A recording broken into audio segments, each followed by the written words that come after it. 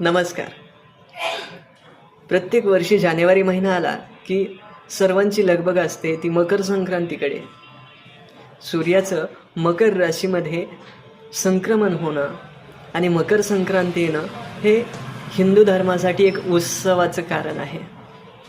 याच्यात आनंद उत्सव साजरा केला जातो. तिळगुळ वगैरे वाटले जातात.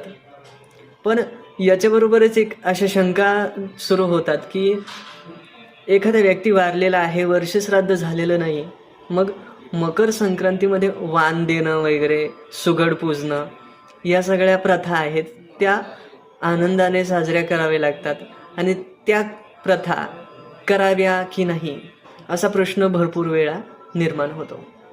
त्याच प्रश्नांचं निरसन करण्यासाठी आज व्हिडिओ बनवत आहे.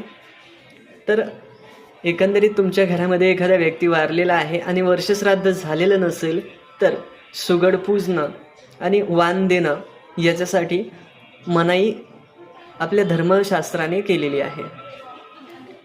या गोष्टी वर्ज्य सांगितलेल्या आहेत. मकर संक्रांत हा एक आनंद उत्सव आहे. मकर संक्रांतीमध्ये तिळगुळ वगैरे वाटणं, त्याचबरोबर वाण देणं हे खूप आनंदाचे क्षण आहेत. परंतु एक वर्ष झालेलं नसेल एखादा व्यक्ती वारून तर या गोष्टींसाठी धर्मशास्त्रकर्त्यांनी जसं की निर्णय सिंधू आणि धर्मसिंधू या ग्रंथाच्या आधारे त्या गोष्टी करण्यासाठी मनाई केलेली आहे. त्या गोष्टींवर निर्बंध घातलेले आहेत.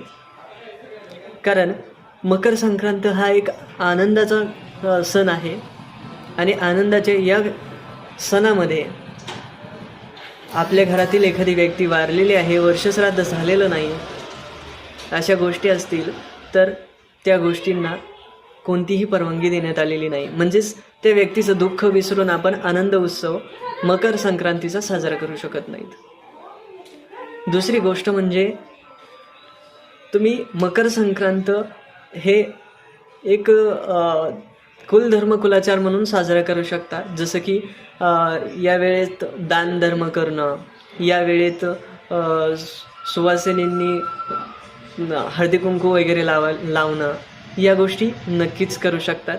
याच्यासाठी कोणतंही बंदी नाही. यावेळेस 2026च्या मकर संक्रांतीला एकादशी आलेली आहे. भरपूर लोकांचा प्रश्न असा आहे की एकादशीला मकर संक्रांत चालते का? तर शास्त्रकर्त्यांनी मकर संक्रांत दिलेली आहे. असं देखील सांगितलेलं आहे की तिळगुळ मकर संक्रांतीला चालतात. त्याच्यामुळे एकादशीचा आणि मकर संक्रांती